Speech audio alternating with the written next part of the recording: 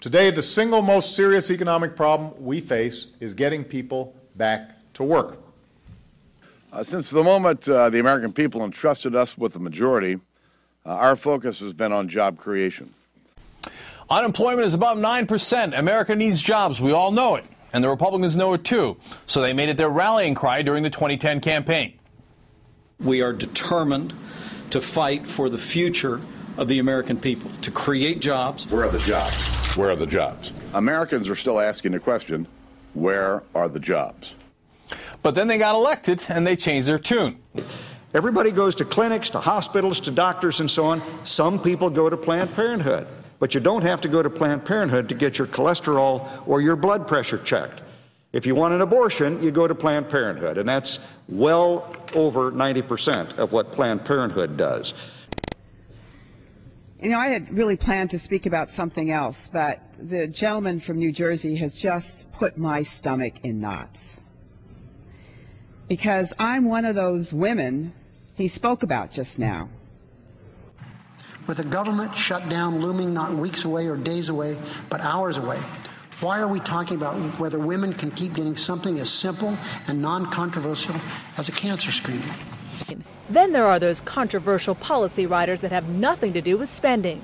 Many, such as eliminating Planned Parenthood funding, were killed. And that's basically what they've been negotiating all day, is how to get rid of this rider, is what the Democrats have been trying to do, and the White House has been trying to do. And apparently it cost $1 billion. I think when all the stories are going to be told, that's what happened. It cost about $1 billion to get that rider gone. I had a procedure at 17 weeks, pregnant with a child. The Democratic women of the Senate are here this afternoon to express our anger and disappointment that after weeks of being told that the continuation of funding for this government was about budget cuts and deficits and spending. Well, now we find out at the 11th hour, hours before the government shuts down, that that's not what it's about. Well, less than 13 hours left for lawmakers to reach a budget deal and prevent that government shutdown. But they're not arguing just over dollars. They're also fighting about social issues like abortion. Planned Parenthood is the largest abortion provider in America. I lost a baby.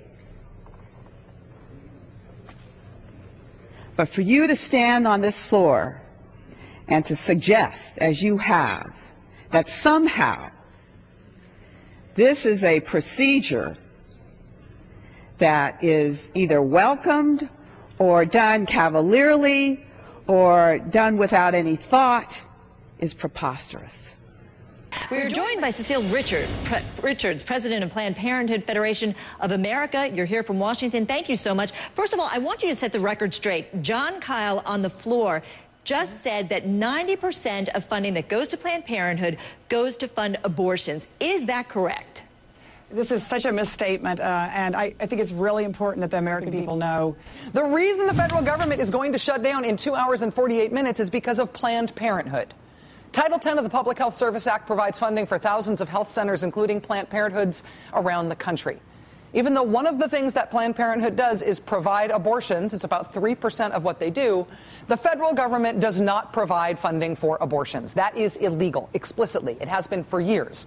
As the Secretary of Health and Human Services said today, quote, federal funds have never supported abortion, do not support abortion, and will not support abortion. There are no federal funds that pay for abortion, either at Planned Parenthood or any hospital in America. And 97% of Planned Parenthood services are basic preventive care. Family planning, pap smears, breast exams, and that's what's actually the topic here. There is no funding for abortion right now in federal dollars. None. Not happening. So what will Republicans succeed in shutting down if by threatening the entire federal government of the United States, they get their way and they shut off funding to Planned Parenthood? It will have no effect on abortion because that is not federally funded anyway.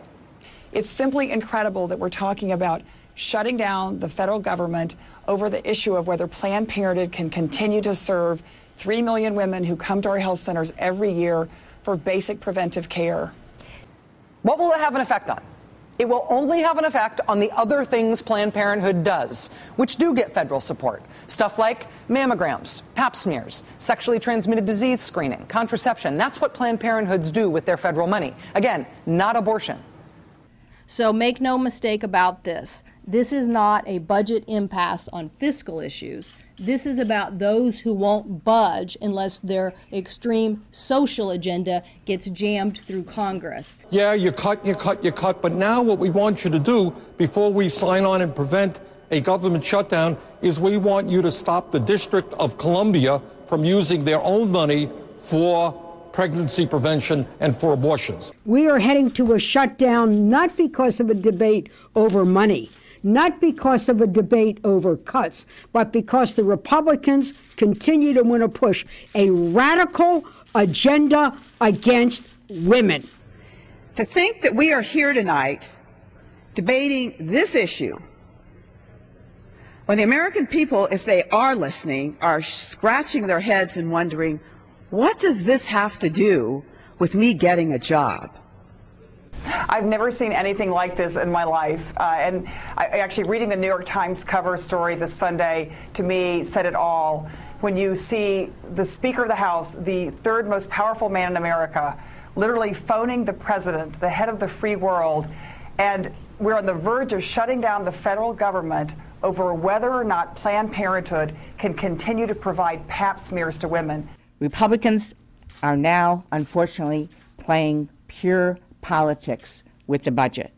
Are they really planning to shut down the government and hold middle-class families and veterans' disability benefits hostage in order to stop women from getting cancer screenings and blood pressure checks? Really? And many of the women you're servicing, they come from low-income neighborhoods, correct? That's correct. I mean, Planned Parenthood is a high-quality, affordable provider, more than 800 health centers across America. And for many women who come to Planned Parenthood, it'll be the only doctor visit they have each year. These are the facts. Title X funding provides nearly 300,000 women and millions more nationwide with vital preventative health services. It helps women with breast, cervical cancer screening. The funding helps educate women on proper health and preventative service actions. Most of the women come to us for family planning, but we're also able to get them a pap smear, a breast exam, hypertension checks, things that actually help women live healthy lives. Less than 3% of Planned Parenthood services actually include pregnancy termination. The bulk of the group's work, family planning and birth control, which consists of ensuring that as few Americans as possible ever find themselves in the position of contemplating an abortion in the first place. And it's important to point out, last year, 93,000 women were detected with cervical cancer at Planned Parenthood clinics, who are probably alive today because they were able to access that free or low-cost test. That's what I think is unbelievable about this debate, is that we're talking about basically cutting off preventive care for women that will not reduce the deficit by a dime and not save the taxpayers any money at all.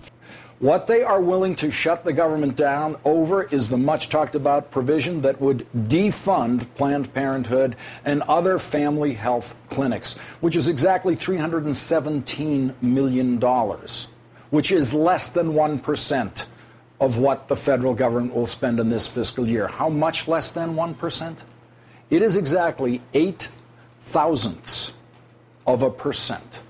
That's 0.008% of the federal budget. The government has never come to the brink of a complete shutdown over such a small percent of the budget. What does this have to do with reducing the deficit? They have put their ideological agenda before American families. And this is not about abortion. Republicans need to wake up. Since the Hyde Amendment of the last 30 years, federal money does not pay for abortions in this country. What they are cutting in this bill are safety nets for poor, at-risk women. I heard Majority Leader Reid earlier on your show say basically this is throwing women's health care under the bus and frankly using the budget fight to take away women's health care access. I think it's unconscionable. They're willing, it appears, clearly, to throw women under the bus, even if it means they'll shut down the government, because that's where we are. That is the one issue that was remaining last night. We know we have to keep the government open. We are extremely concerned about the millions of Americans that will be impacted. But we're not going to throw women under the bus to give them an agreement to keep this government open. I would suggest to you that it would serve us all very well if we moved on with this process and started focusing on creating jobs for the Americans who desperately want them. I yield back.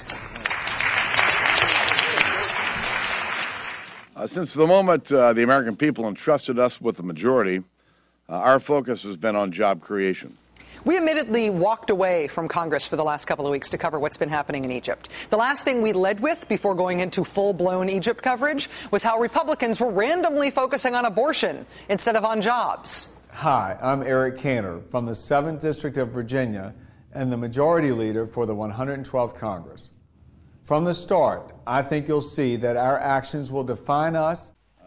At his first news conference as House Speaker, questions about why Republicans already appear to be violating some of their vows. Listen, I promised a more open process. I didn't promise that every single bill was going to be an open bill. We'll abide by a three-part rule. Each day, we'll come to work asking, 1, are our actions focused on job creation in the economy? And that's why our legislation would deny any and all federal funding to Planned Parenthood. 2, are our actions focused on cutting spending? By the way, the economy is horrific out there. It's just absolutely terrible. Talk to your friends and neighbors. It's horrific. And yet, we're going to shut down the government over an abortion fight. And 3, are our actions focused on shrinking government while protecting and expanding liberty? So if you voted for Republicans in November because you thought you were voting for smaller government, you should know that you are getting a government that works less. But in the time that it is working, it is obsessively fixated on your uterus. John Boehner has just become the Speaker of the House, and America, I think, is going to live to regret this. You've heard me say time and time again that we've got to cut spending if we're serious about creating an environment for job creators in America to do what they do best, and that's to create jobs. Well, the Republican majority is indeed focused on jobs. In fact, their H.R. 1 would kill 700,000 jobs under the guise of fiscal responsibility. They'd cut transportation investments. High-speed rail, one of President Obama's biggest priorities, on the chopping block for nearly $3 billion. They'd cut investments in education, student loans, and grants. The Republican proposal that passed the House would throw 200,000 children off of Head Start. It would cut back on the Social Security Administration, substantial cutback on Pell Grants at a time when college today is unaffordable for the middle class. They'd cut the COPS program, keeping our citizens safe with additional police on the street. COPS stands for Community-Oriented Policing Services and has helped put thousands and thousands of police officers and sheriffs on patrol around the country. Under the Republican plan, many could lose those jobs, and many more who want to join the force won't be able to. They'd cut back on nutrition assistance to women, infant, and children. The House began debating a spending bill today that cuts $833 million from the WIC nutrition program, which provides healthy food to low-income women and their children. Appropriations Chair Hal Rogers says, quote, this legislation reflects hard decisions to cut lower priority programs. So programs for the hungry aren't a high priority. Well, at least they're honest about their Republican priorities. Now, what was it that Jesus said? Give me your poor and needy, and I'll go tell them to pound sand. That's at least the Republican vision of Jesus. What's not on the table? Well, corporate welfare, $6 billion in ethanol subsidies. Whoop, don't want to touch that. $12 billion in agriculture subsidies for corporate farms. Heck, can't touch that. Tax loopholes for big oil while they're gouging us at the pump and not paying taxes in the United States of America. Can't put that on the table. Listen, I've just never understood it. I mean, I'm for capitalism. And if you want to go out and you do it safely and you want to take that risk, go and drill. That's fine. But don't ask me as a taxpayer to subsidize your drilling unless when you hit oil, you're going to give it back to the U.S. government, and they don't. While the 5 biggest oil companies report historically high profit earnings, the same GOP that would slash milk and juice programs for kids stands firm for federal subsidies for big oil.